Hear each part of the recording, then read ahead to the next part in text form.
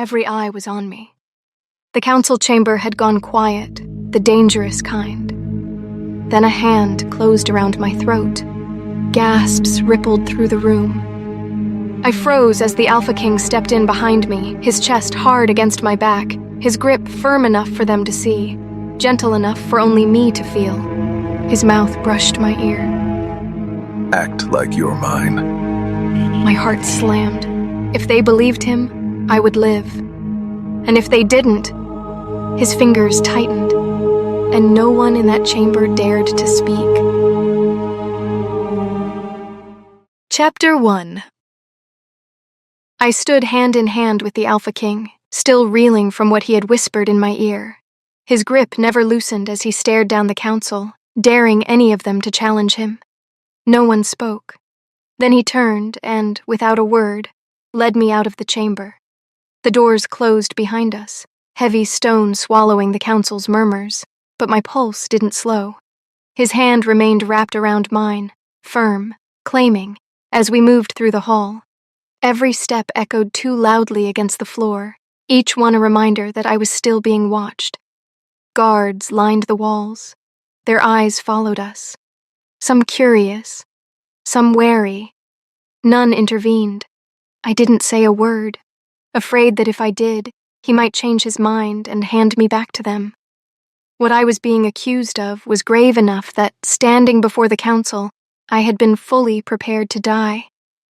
I had seen it in their faces, the certainty, the way my fate felt like a formality they were eager to conclude. Then he had appeared, out of nowhere. A shadow cutting through the chamber, a presence so heavy it silenced the room before he ever spoke.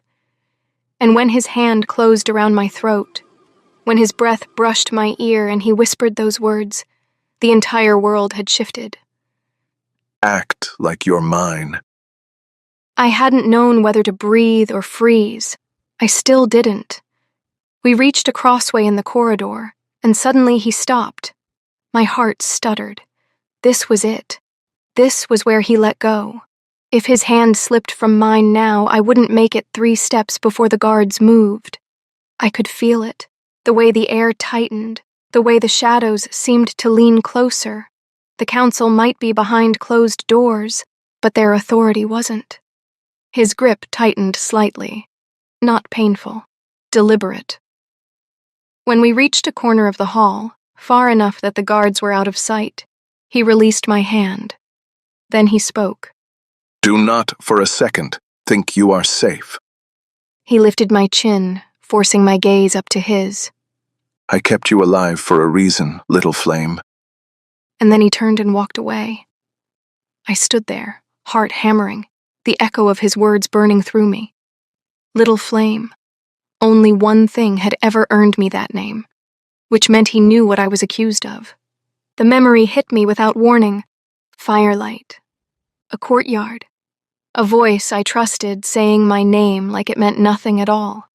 Heat rushed through me, too fast, too violent, burning beneath my skin as the torch slipped from my hand. Screams followed, and then, nothing. I was still trying to understand that when footsteps hurried toward me. 2 maids appeared from the adjoining corridor. I recognized them. Palace servants, not guards. One of them dipped into a hurried bow. His Majesty has instructed us to escort you to your rooms. Rooms. I stared at her. My rooms? She smiled as if this were the most natural thing in the world. Of course. They didn't give me time to argue. They guided me down the hall, past passages I had never been permitted to walk.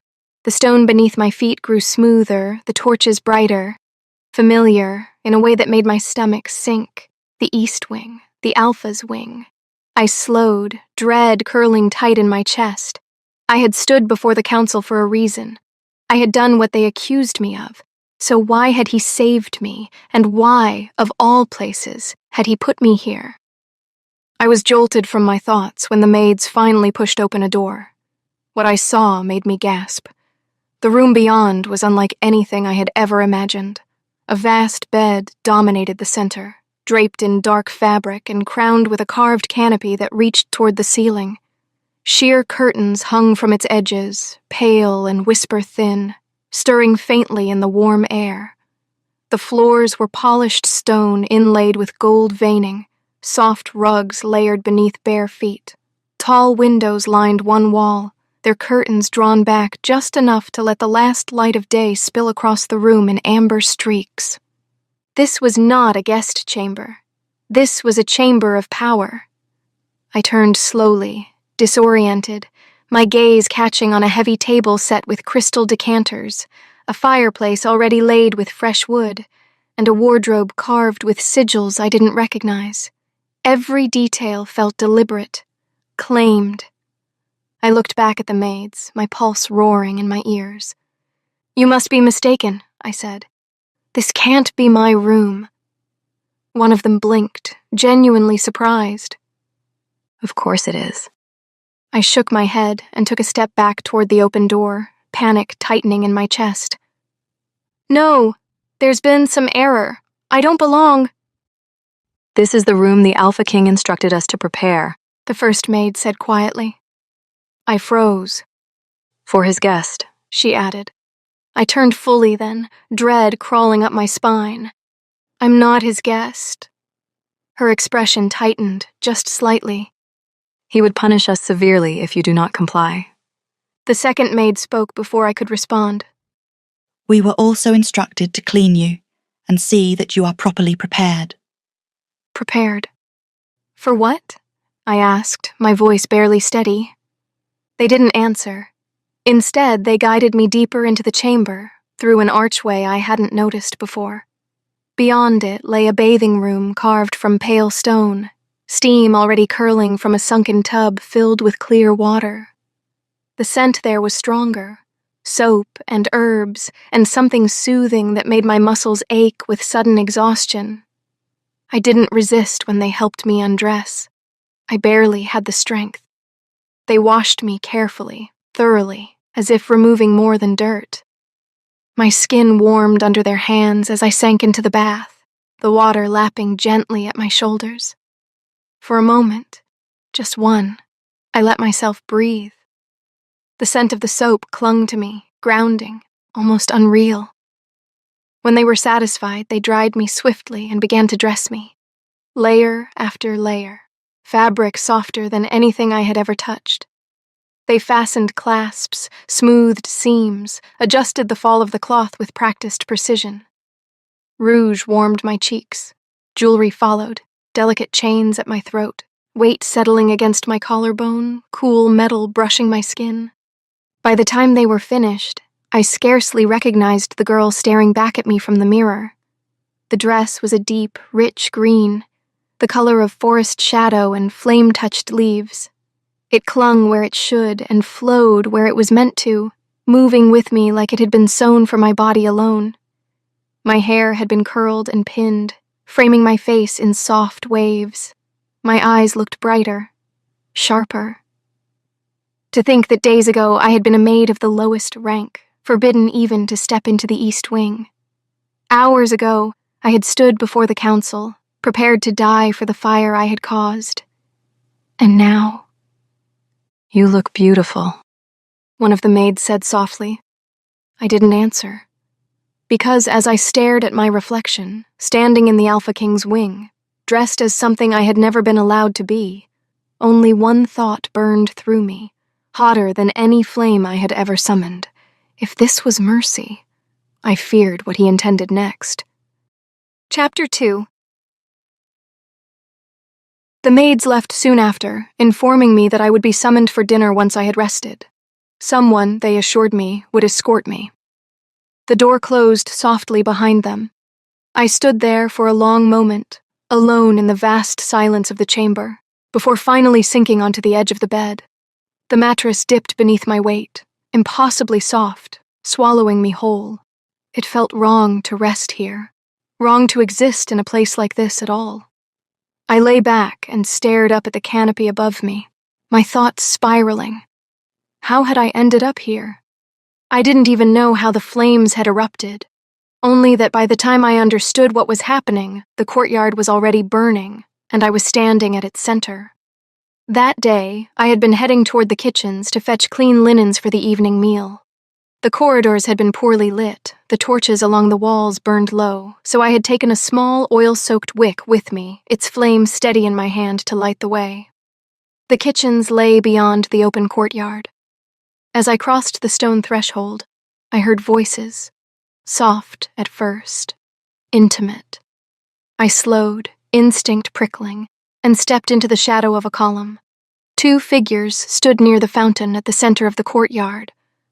A man in uniform, dark, finely tailored, unmistakably military. I couldn't see his face clearly at first, only the broad line of his shoulders, the way he stood with quiet confidence. The woman facing him, however, I recognized instantly. The Alpha King's sister. They were close. Too close.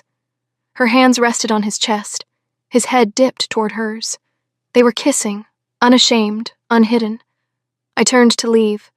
Then I heard her speak. "I truly don't know what you see in her," she said, her voice sharp with disdain.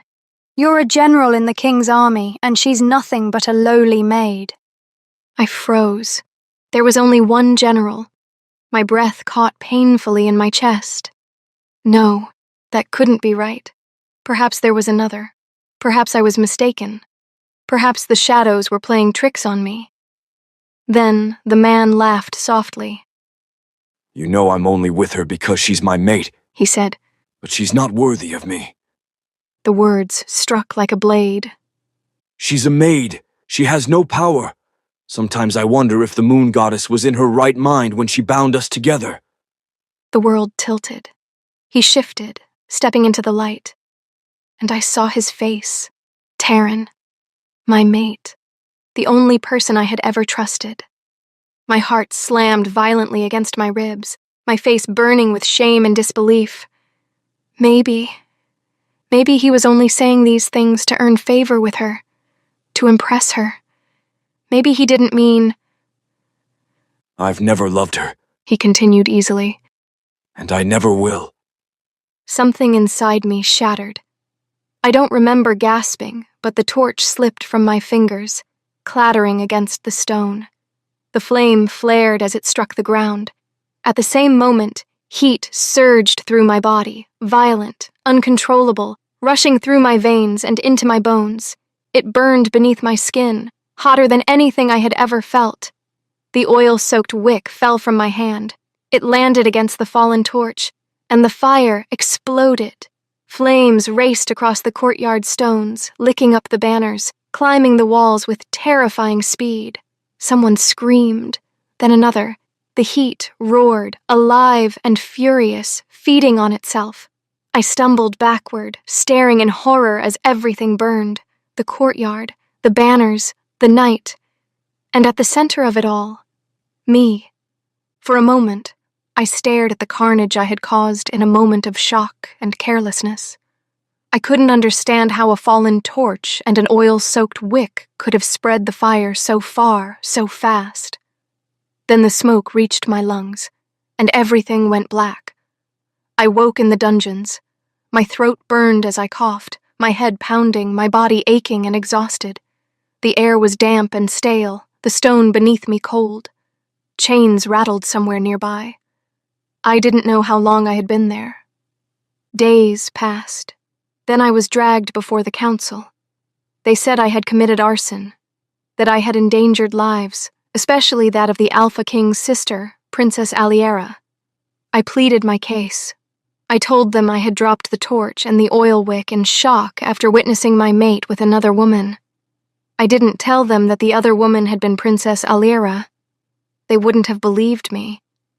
I was sure they assumed she had simply been passing through the courtyard, taking a harmless stroll. I believed they would pardon me, call it an accident, especially since no one died in the fire. Until Taryn arrived. Even after everything, I thought he was there to admit his mistake, to tell them the truth, to save me. Oh, how wrong I was. He stood before the council and told them I was jealous, unstable. That although we were fated mates, he had told me repeatedly that he did not want me. That the only reason he hadn't rejected the bond was out of pity, because he feared I would do something insane if he did. I stood there in shock, barely able to breathe. I had known he didn't love me. I hadn't known he hated me enough to lie like this. The council believed him. I couldn't blame them. Taryn was convincing. After all, he had convinced me he loved me for years. Who would they believe? A lowly maid, or the general of the king's army? After his lies, he left the chamber without sparing me a glance. The council was ready to sentence me to death. Until the Alpha King arrived. Until he claimed me. Of course, they no longer believed I had acted out of jealousy. Because now, according to them, I belonged to him. But the question still clawed at my mind. Why would he save me if he believed I had willingly hurt his sister? And even if he believed it had been an accident, what brother would allow someone who endangered his sister to go unpunished? Should I stop here or add, unless death was too kind? Chapter 3. I was still turning over the question of why the Alpha King had spared me when a knock sounded at the door. I jolted upright and slid from the bed, my heart stuttering as I crossed the room. When I opened the door, a messenger stood waiting, posture stiff, gaze lowered. Dinner, He said simply, stepping aside and gesturing for me to follow. Right. The maids had mentioned that. I fell into step behind him as he led me out of my chamber and into the east wing proper. The corridor widened the farther we walked, its stone floors polished smooth beneath my feet. Torches burned bright along the walls, illuminating a long gallery of portraits. I slowed without meaning to. Alpha Kings and Lunas stared down from gilded frames, regal, composed, powerful. Even in paint, authority clung to them. It pressed in around me, a reminder of just how far out of place I was. My steps faltered when I reached the most recent portrait. The last Luna, the Alpha King's mother. She had been kind, kinder than anyone of her station had reason to be. She used to visit the kitchens, speak to the maids as if we were people instead of furniture. She had once smiled at me and asked my name. Beside her hung another portrait. Her other son, the Alpha King's brother. Unlike his mother, he had been cruel, especially to women. And if you were a maid, you were less than nothing to him. I couldn't say I mourned his death. He and the Queen had been killed during an attack by the Ice Wolf. No one knew who the Ice Wolf was, or why he had struck, but everyone remembered that disastrous day. I forced the memory aside, my chest tightening with old grief for the Luna who had deserved better. The messenger stopped before a pair of towering doors and pushed them open. The dining chamber beyond was breathtaking. A long table stretched across the room, laden with more food than the entire staff would see in a day. Gold and crystal caught the firelight, casting warm reflections across stone walls carved with sigils of the realm. And at the head of the table, he sat there, the Alpha King, his cloak draped loosely over his shoulders, muscles visible beneath, posture relaxed but alert. His gaze lifted the moment I stepped inside. I froze. For a heartbeat, I forgot how to breathe. Are you going to sit? He drawled. Or continue staring, little flame? Heat crept up my neck. I moved quickly to a chair several places down the table and reached for it. The scrape of his chair against stone stopped me cold. He was on his feet in an instant. A low sound rumbled in his chest as he crossed the distance between us. Suddenly, I was lifted from the floor, a startled gasp leaving me as he pulled me effortlessly against him. I struggled on instinct, but he didn't falter. Instead, he sat and settled me onto his lap, one arm firm around my waist, anchoring me there. You're supposed to be mine, He murmured near my ear. remember? So act like it. I went still, breath shallow, every nerve alight. When I didn't respond, his grip tightened, not painful, but unmistakably possessive. They're watching. He said quietly. Now is not the time to be afraid. I glanced around the chamber, confusion flickering through me. All I saw were 2 guards standing motionless near the wall. As if sensing my thoughts, he spoke again. Spies. He said calmly. The councils. My pulse jumped. They'll report everything they see tonight. He continued, reaching for a goblet as if we were an ordinary couple sharing a meal. That's why you're here. They need to believe you didn't set the fire out of jealousy. My head snapped toward him. You believe me? He scoffed softly. Don't mistake strategy for sympathy, He said. I'm not helping you. My chest tightened. This serves my interests. He went on, eyes flicking briefly toward the guards. What those interests are is not information you're entitled to. Not yet. I swallowed. Then why, Your Majesty? Stop calling me that. He cut in. You're my supposed lover, not my subject. Call me by my name. Adian, I said softly. Adian, I corrected, my voice unsteady. His mouth curved slightly. Good. He turned his attention back to the table, his arms still firm around me. Now, He murmured. smile, eat, and act like you're enjoying my company. I nodded, but I couldn't bring myself to do it. His hard muscles were pressed against my back as he fed me, his presence overwhelming in a way I wasn't prepared for. I could feel his irritation building at my inability to pretend, a subtle tension in the arm wrapped around my waist. But I didn't know how to act flirtatious, not with him. He was intimidating, and aside from Taryn, I had never been this close to a man before. I didn't know what to do with myself. A low sound rumbled in his chest, a warning. I braced myself for a scolding.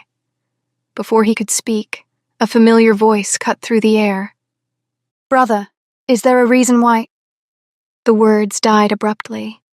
Princess Aliera stopped short when she saw me. Shock flashed across her features before hardening into annoyance. She flipped her long black hair back over her shoulder, red lips pursed, the contrast striking against her pale skin. She was dressed in black silk threaded with intricate detailing, adorned in jewels, every inch of her carefully composed. Before she could speak, Adian did. It's about time you arrived, Aliera. He said coolly. Sit. Her eyes lingered on me, sharp and assessing, before she moved to take her seat. That was when he entered. Taryn. My heart began to pound, a familiar ache tightening my chest. I wasn't ready to see him, not here, not like this. What was he doing here? He bowed. Your Majesty. He froze mid-motion when his gaze landed on me sitting on Adian's lap. Anger twisted his features, heat rushed to my face, and I instinctively tried to stand, but Adian's arm tightened, pulling me closer instead. His grip was firm, unyielding, and to my own surprise, a part of me wanted to stay. Aliera was the first to speak. What is she doing here, brother? She demanded. You know she tried to kill me. Taryn took the seat beside her, jaw clenched. She's unstable. He added sharply. You're making a mistake, Your Majesty. Adian ignored him completely. After a moment of strained silence, maids appeared with more food for Taryn and Aliera, as if there wasn't already enough on the table. Taryn cut fruit for her, and she thanked him sweetly. He leaned in, whispered something, and she laughed, resting against him. His arm slid around her waist the way it used to slide around mine. He fed her, kissed her openly. The audacity of it, doing this in front of me, sent a surge of anger through my veins. I understood that he didn't love me, but I didn't understand why he hated me this much. The anger hardened into something sharper. I wanted him to feel it. The humiliation, the ache, the loss. Without fully thinking it through, I leaned back into Adian's chest, nuzzling my face lightly against his neck. He stiffened in surprise, glancing down at me. Just moments ago I had been trembling in his arms, unable to relax. Funny how seeing Taryn with another woman, pretending I didn't exist, was what finally broke something loose inside me. I laughed, light and unrestrained, as if Adian had said the most amusing thing in the world. He gave me a questioning look, then recovered, his expression shifting as he played along. From the corner of my eye, I checked. Taryn was watching, so I didn't stop. I let my fingers trail over Adian's bare chest, marveling at the solid heat beneath my palm. That part wasn't acting. You'll have to be more convincing than that, little flame. Adian murmured. He tilted his head toward mine, close enough that I could feel his breath against my lips. For a heartbeat, I thought he would close the distance himself. He didn't. He waited. Amber flickered faintly in his eyes as he watched me, giving me the choice. I didn't think. I leaned in and kissed him. It was brief but deliberate, warm and firm. He stilled for a fraction of a second before kissing me back, controlled pressure sending a shiver through me. His hand tightened at my waist, steady and grounding, while my fingers tangled briefly in his hair. The taste of him was intoxicating. I pulled away slowly, afraid that if I didn't, I wouldn't stop. He let me go, but not before brushing a lingering kiss against the corner of my mouth. We stared at each other, the room fading into nothing. Someone cleared their throat. Taryn. His face was dark with anger, jaw clenched tight. For a moment, I remembered why I'd done it, to hurt him. But his reaction barely registered. All I could think about was the way Adian had kissed me. Chapter 4. The rest of the dinner passed in strained silence, at least between them. Between Adian and me, it was anything but. I caught myself watching his mouth far too often, my attention drifting back to the memory of his kiss. He seemed to notice, his gaze lingering, his hand brushing my waist or my arm with deliberate ease, as if finding excuses to remind me where I sat. Across the table, Aliera and Taryn ate stiffly. The tension grew thick enough to choke on. Finally, Taryn pushed his chair back and stood. He didn't say a word. He only looked at me, once, sharply, before turning and leaving the chamber. Aliera followed moments later, her skirt sweeping behind her as she rose, her glare cutting just as deep. When the doors closed behind them, the air shifted. Adian leaned back slightly, his arms still resting loosely around me. An excellent performance, He said, his voice louder than necessary, but still low enough that the two council spies wouldn't catch the words. Very convincing, little flame. Heat crept into my cheeks. You as well, Your Majesty, It's Adian. he corrected easily. Then his expression changed. The teasing edge faded, replaced by something far more serious as he lowered his voice. I wasn't acting at all, Scarlet. My heart leapt. He never used my name, not once since he's met me, though a part of me suspected he had always known it. Before I could respond, he tilted my chin upward, a hint of a smile returning to his lips. We should share one more kiss, He said lightly. just to make sure they believe we're truly lovers. I laughed softly. He wasn't fooling me. He had enjoyed the kiss just as much as I had. This was simply an excuse. Instead of answering, I leaned forward and pressed a quick kiss to his cheek. Then, before he could react, I slipped from his lap and backed away, grinning. He laughed, low and unguarded, calling after me, but I was already moving toward the waiting messenger. As we walked back through the halls, I brushed my fingers against my lips, still smiling. It was absurd, almost laughable, that the Alpha King could be so human. I was still smiling when the messenger stopped outside my door. The smile vanished instantly. Taryn stood there, waiting. I tried to step past him, pretend I hadn't seen him standing there, but Taryn called my name. Then his hand closed around my arm. Why are you with the Alpha King? He demanded, anger sharp in his voice. Do you really think he cares for you? That he truly wants you? A bitter laugh tore out of me. Oh, like you cared for me, I snapped. He opened his mouth, but I didn't let him speak. You cared for me while kissing another woman? I continued, my voice shaking. You cared for me while you stood before the council and told them I was unstable? You cared for me while they prepared to execute me? My chest burned as the words spilled out. I would have died because of your lies, Taryn. If that is what caring for me looks like, I don't want it. I turned to leave. He stopped me again. Scarlet, wait. I know I lied. He said quickly. I know what I did. But do you not remember when I saved your life? The words hit harder than I expected. When the ice wolf attacked, He went on. you were trapped, crushed beneath the frozen ground. You were about to be frozen alive. I pulled you free. The memory surged forward, unbidden. Ice spreading like living glass across the courtyard, screams cutting through the air, the ground freezing solid beneath us. I had been pinned beneath a jagged slab of ice the ice wolf had torn from the earth, unable to move, unable to breathe. There had been others trapped with me. That had been the same attack, the one that killed the Alpha King's brother and his mother. The palace had mourned for weeks afterward. Taryn had been a grunt then, one soldier among many, and he had dragged me free, dragged others free too. That single act had turned him into a hero, had taken him from an unnamed soldier to the general he was now. Remember that, Scarlet. He said, his voice softer. I saved your life. I turned back to face him slowly.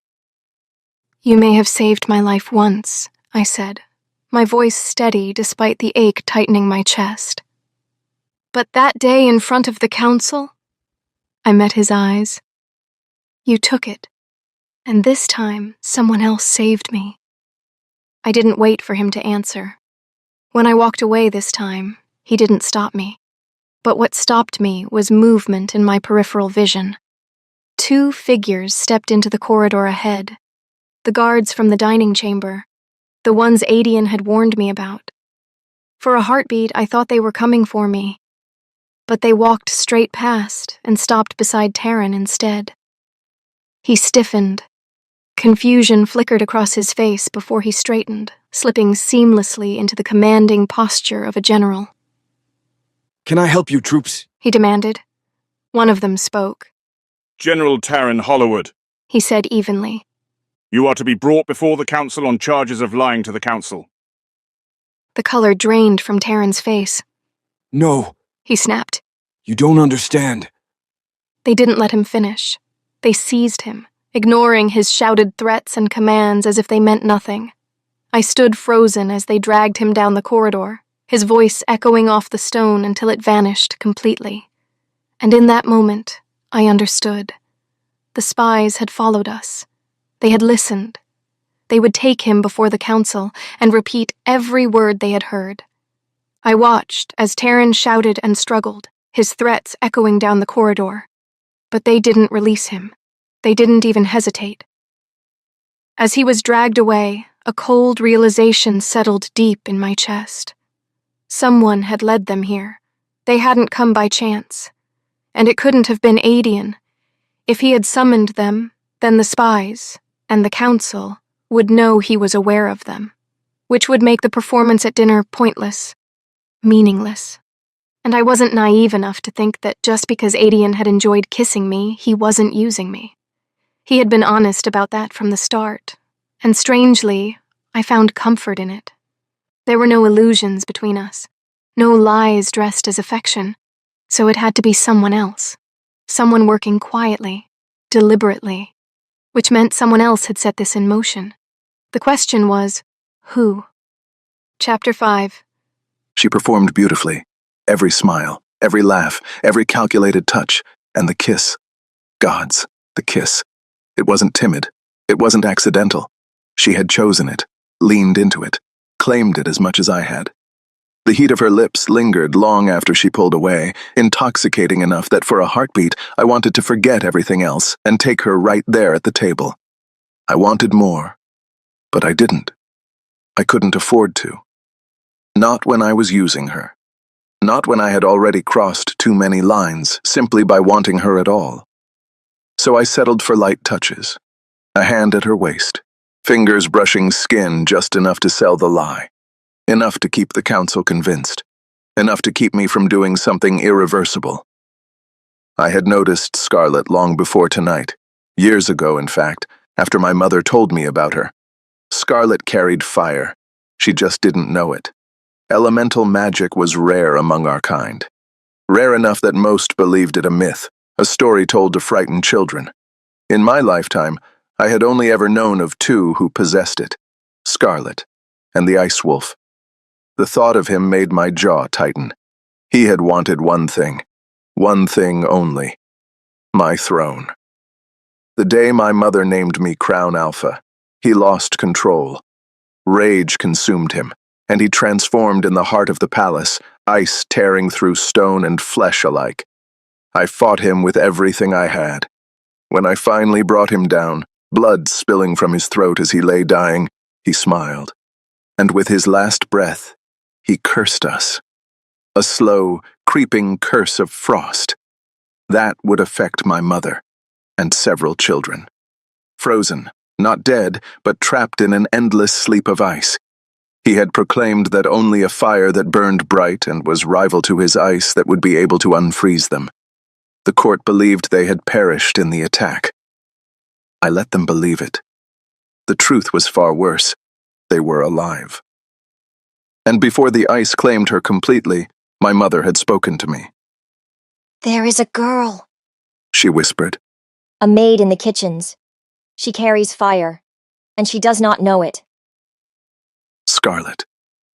My mother told me the truth of her power, that it would only awaken under intense grief. Betrayal. A pain deep enough to fracture the soul. After the ice sealed her away, I watched Scarlet. Every day. I couldn't bring myself to hurt her, not intentionally. But the children, innocent children, didn't deserve to remain frozen forever. And my mother, kind, gentle, beloved by all, didn't deserve that fate either. Only Aliera and I knew the price of breaking the curse. It was Aliera who proposed the solution. She will survive it, My sister had said carefully. and the fire will come. So the plan was formed. We had already observed Terran long before he ever rose in rank. Even as a grunt soldier, he was ambitious, power-hungry, careless with women, easily tempted. I promoted him. Aliera tempted him. And as expected, he took the bait. I instructed the headmaid to send Scarlet to the kitchens that night. Aliera knew exactly how to provoke him, how to draw cruelty from a man desperate to impress a princess. And Terran said everything I knew he would, cruel things, things that shattered her. The fire had come, more violently than I anticipated, but it had come. She was thrown in the dungeon, accused of things she did not maliciously do. I had saved her life that night. But saving her was never the same as absolving myself. The fire had answered exactly as my mother said it would, born from betrayal, fed by heartbreak. Scarlet hadn't chosen to burn the courtyard. She had broken, and the fire had followed. I told myself that mattered. That intent mattered. Yet when I remembered the look on her face in the dining hall, how easily she laughed when she wanted to hurt Terran, how quickly she melted into my touch, I felt something tighten in my chest that had nothing to do with strategy. This was the part I hadn't accounted for. The fire wasn't the only thing awakening. She was stronger now. Not in power. Not yet. But in resolve. In defiance. And that made her dangerous in a way the council would never see coming. Chapter 6. I barely remember closing the door. My body moved on instinct, muscles aching as I crossed the room and began preparing a bath, my thoughts circling the same questions over and over until they blurred together. Why had he saved me? Why had Terran fallen so quickly? And who had truly been watching? About time. I froze. The voice came from behind me, cool, composed. I was beginning to think you'd hide in the corridors all night. I turned slowly. Princess Aliera sat on the edge of my bed, one leg crossed over the other, watching me with a careful, assessing gaze. She looked perfectly at ease, as if she belonged there, as if I were the intruder. My chest tightened. I wanted to tell her to leave, to scream at her, to demand answers. But she was a princess, and I had no strength left to fight anyone. "Sit, Scarlet," she said. There was no mockery in her voice, no venom, just quiet command. That alone unsettled me. Against my better judgment, I obeyed. The mattress dipped beneath my weight, the distance between us far too small. She studied me for a long moment before speaking again. "It was me," she said. "I lured the guards." My breath caught. "You... what?" The words came out hoarse. "I led the council's spies to you," she clarified calmly. "I made sure they heard everything." Shock rippled through me. Why? A dozen terrible reasons rushed through my mind at once. That she wanted me to confess. That she wanted proof of my guilt. That this was some elaborate punishment I hadn't yet earned. "Why?" I asked. Her gaze didn't waver. "So the council would know you're innocent." I stared at her. The words didn't make sense. Not from her. Not after everything. She seemed to read the confusion on my face because she sighed softly, reaching for a bottle of wine on the nearby table. "You're going to want this," she said. She poured a generous amount into a cup and held it out to me. I didn't take it. She rolled her eyes. "Relax. I'm not poisoning you." When I still didn't move, she lifted the cup and took a slow sip herself before offering it again. That was enough. I accepted it, my fingers trembling slightly as I drank. The warmth settled in my chest, loosening something I hadn't realized was locked tight. Aliera leaned back, folding her hands in her lap. "To understand why I helped you," she said quietly, "I need to tell you everything." My pulse quickened. "The truth," she continued, "about the fire, about my brother, about why you were standing in front of the council at all." The room felt suddenly smaller. She met my eyes. "And about what you are." The cup slipped slightly in my hand. Aliera drew a slow breath. "Years ago," she began, "during the Ice Wolf attack, the one everyone believes killed our mother and my brother, something else happened. Something no one was meant to survive." My heart began to pound. "The Ice Wolf didn't just attack," she said. "He cursed us, with his dying breath." Her voice softened, but the words cut deeper. "He froze them, not dead, sleeping, trapped in ice that won't melt." I swallowed hard. "Only one thing can break that curse," she went on. "Fire strong enough to rival his ice." Her gaze sharpened. "Fire that isn't learned, or summoned, but born." The room tilted. "Our mother knew," Aliera said. "Before the ice claimed her completely, she told Adian there was a girl in the kitchens. A maid." My throat closed. "She said the girl carried fire," Aliera finished, "and that it would only awaken through betrayal so deep it shattered her." Silence swallowed the room. I felt cold. Then unbearably warm. "You," Aliera said softly. "That girl was you." The cup slipped from my fingers, wine splashing across the stone floor. I didn't notice. All I could hear was the roaring of blood in my ears. I couldn't believe what I was hearing. No, worse. I couldn't deny it. A simple torch and oil wick could not have caused that fire to spread so far. That fast. The way the flames had leapt, hungry, alive, had terrified me even as they obeyed something deep inside my chest. Then there were the memories. The day the Luna had found me in the kitchens while I was fanning the hearth. The way she had asked my name. The way she had returned again and again after that. Speaking kindly to the maids, watching me with eyes far too perceptive. I should have known. No queen, kind or not, spent that much time in the kitchens without reason. "And Taryn?" I whispered. Aliera's mouth tightened. He was chosen, she said, because he was weak, because he wanted power, because men like him always take the bait when they think it's offered by royalty. My stomach churned. He wasn't meant to destroy you, she added quietly, only to break you enough for the fire to come. My vision blurred. But then the council got involved, she said, and then he lied. Her gaze softened for the first time, and then my brother stepped in. Understanding settled slowly. So that was what Adian had meant when he said he was using me. I should have been furious. I wasn't. Their mother's life had been at stake. Innocent children trapped in ice, neither dead nor alive.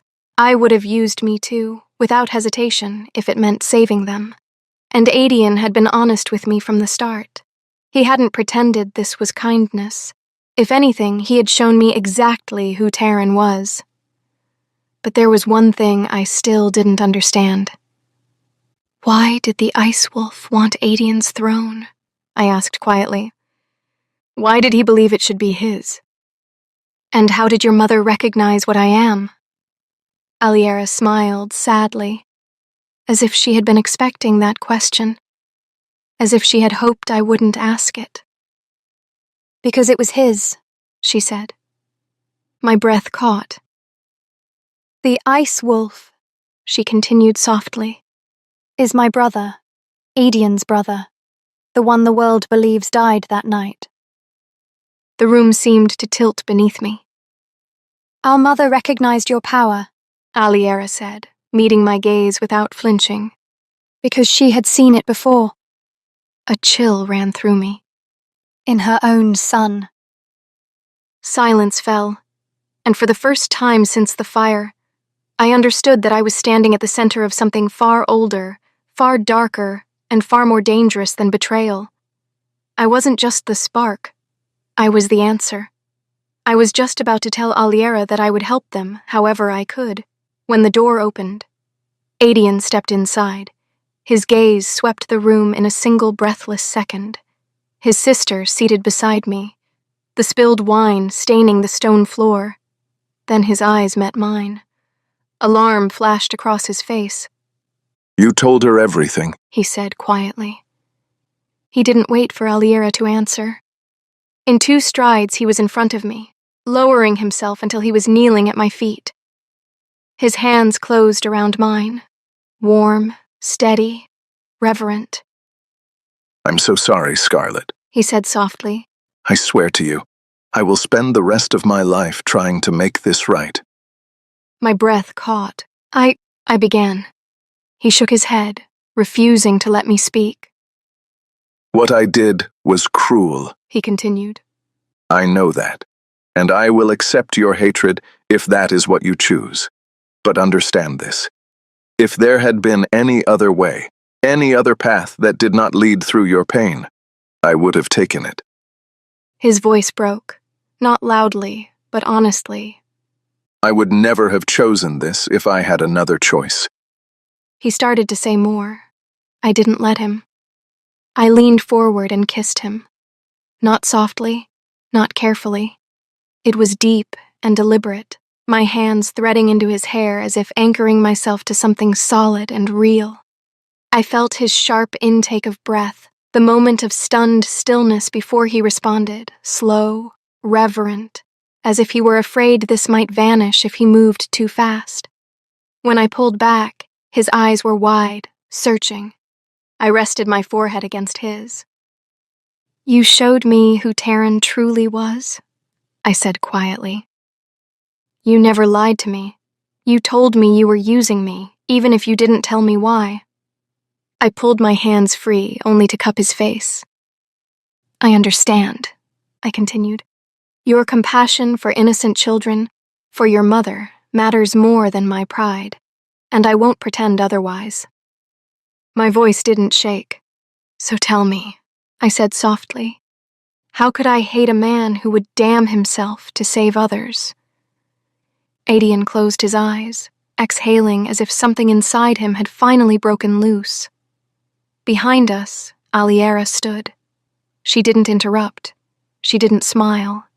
She simply watched, silent and thoughtful, as the fire she had helped awaken chose, for the first time, where it would stand. Epilogue. The palace gardens were quiet in the early morning light.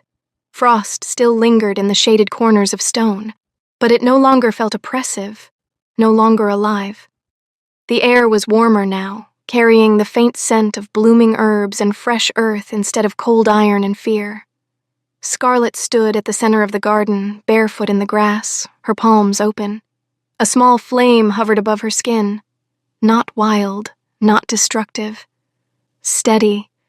She smiled softly and let it fade. You're getting better.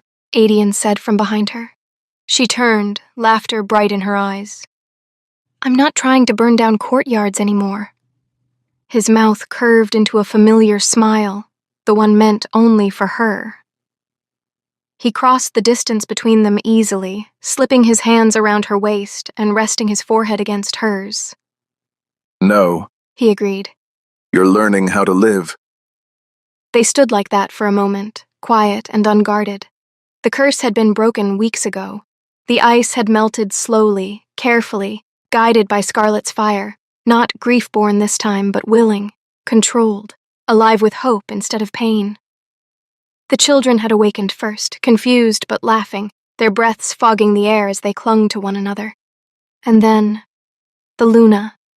Adian's mother had opened her eyes beneath thinning frost, her first breath warm and real. When she saw Scarlet standing there, hands glowing softly, face pale with exhaustion, she had smiled, just as she had in the kitchens years ago. Some things, Scarlet realized, had been watching her long before she ever noticed the flames. Life moved forward after that. The council dissolved quietly, its grip weakened by truth and consequence. Taryn's name faded into history, spoken rarely, remembered only as a lesson. Aliera remained at court, sharper than ever, but honest now in a way she hadn't been before. And Scarlet. Scarlet was no longer a maid, nor a weapon, nor a secret. She was the Alpha's chosen partner, not because of prophecy or power, but because she had stood in fire and chosen compassion anyway. Adian brushed his thumb across her knuckles. They're waiting for us. Scarlet glanced toward the palace doors, where laughter drifted from within. Family, warmth, a future that didn't feel borrowed. She squeezed his hand. Let them wait. He laughed quietly and pulled her closer, pressing a kiss into her hair. For the first time in her life, the fire inside her felt like home, and for the first time, she knew. She wasn't meant to burn the world. She was meant to warm it,